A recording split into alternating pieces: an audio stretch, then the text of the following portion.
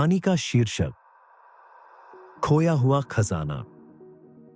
बहुत समय पहले की बात है। एक बड़ा सा गांव था जिसका नाम था सदाबहार। इस गांव में सभी लोग मिलजुल कर रहते थे। इस गांव के पास एक पुरानी पहाड़ी थी जिसके बारे में कहा जाता था कि वहां एक खजाना दफन है। लेकिन इस खजाने के बारे में कोई भी कुछ नहीं जानता था, क्योंकि पहाड़ी पर जाना सबके लिए मना था। हर कोई डरता था कि कहीं वहां भूत प्रेत न हो। गांव में एक युवा लड़का था जिसका नाम था राहुल। वह बहुत साहसी और जिज्ञासु था। राहुल ने कई बार अपने दोस्तों से सुना था कि पहाड़ी के ऊपर एक पुरानी गुफा है और गुफा में सुनहरी गहने और खजाना छिपा है।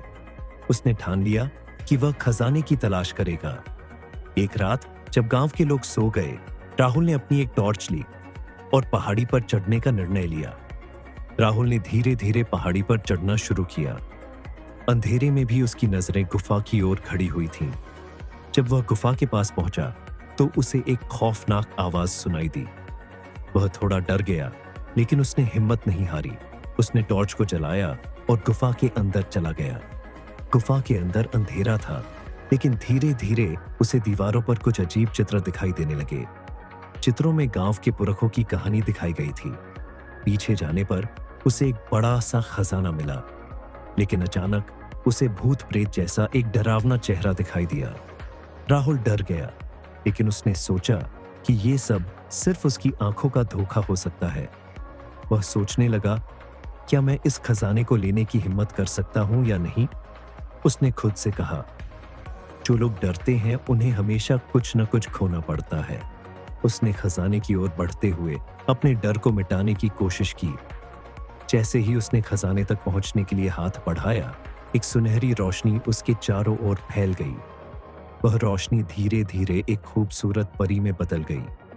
परी ने कहा, तुमने अपने साहस और आत्मविश्वास से मुझे खुश कर दिया है। मैं तुम्हें यह खजाना दे सकती हूं, लेकिन एक शर्त है। तुम्हें इसे गांव के लोगों के भले के लिए इस्तेमाल करना होगा। राहुल ने खुशी खुशी हामी भरी और खजाने को लेकर गांव वापस आया। उसने गांव में शिक्षा और स्वास्थ्य के लिए स्कूल और अस्पताल बनाने का फैसला किया। खजाने से मिली धनराशि ने गांव की तस्वीर बदल दी।